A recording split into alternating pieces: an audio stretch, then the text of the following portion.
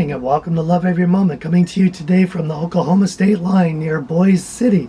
Today's verse is 1 Peter 5:2. Shepherd the flock among you, exercising oversight not under compulsion but voluntarily, according to the will of God, and not for sordid gain, but with eagerness. Now, remember that Peter said in last week's verse, and I had the link up here, I'm just an elder like you. He doesn't pull rank and say, hey, I'm a big falutin apostle. He says, I'm just an elder like you, and I've got some years under my belt, and now I want to give you some advice. And today's verse is the beginning of that advice. It starts with shepherd the flock. Well, that's pretty obvious that Peter has learned an important lesson from John 21:15 through 17, which was the second video I ever made. You can see it right here.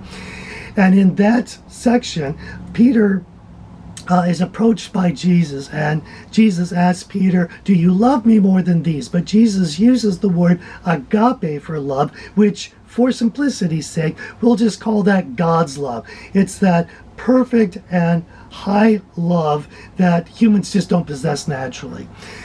Peter responds by saying, yes, Lord, you know that I love you. But Peter's response uses a different word, which is phileo, which, for, again, simplicity's sake, let's just call that human love. Yes, you know I love you with human love.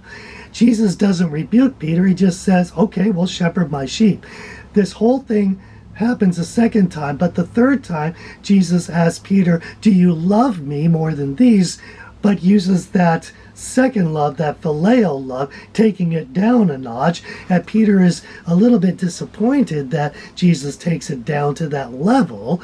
But Peter again responds, you know that I love you with human love. And Jesus again does not rebuke Peter. He simply says, okay, shepherd my sheep.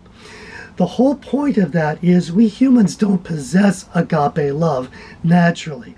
We only have human love, phileo love, and that's all we can give to him. But if we give it all to him and love him more than anyone else or anything else, any of our family or friends, or our RV, our pocketbook, our diet, our politics, our marital status, our sexual preferences, any of that, we love him more than anyone else or anything else, then the result is we are emptied of all phileo, all human loves. And being an empty vessel, well, now he could come in and fill us with that agape love. What a deal.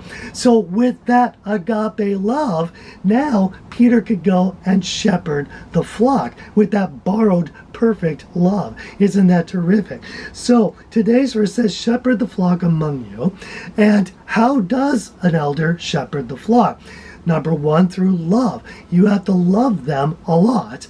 And the main way to show love is to bring them to the chief shepherd, which comes in verse 4. We'll get it in 2 weeks.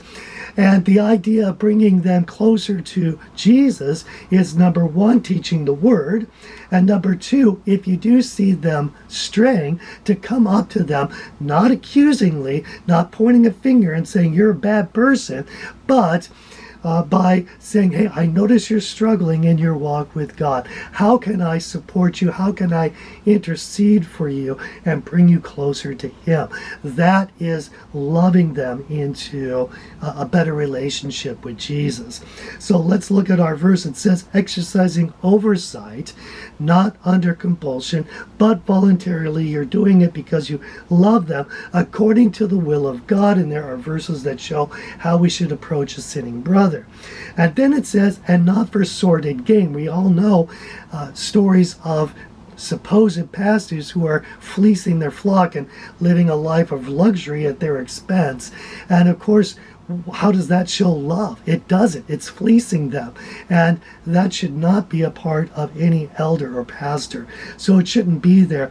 Again, it all comes back to love. Loving God first. And when he gives his love to you, then we can love those others and shepherd the flock. So let's choose to love every moment, because then we're going to love every moment. I'm your average wretch, and I hope you have a great week.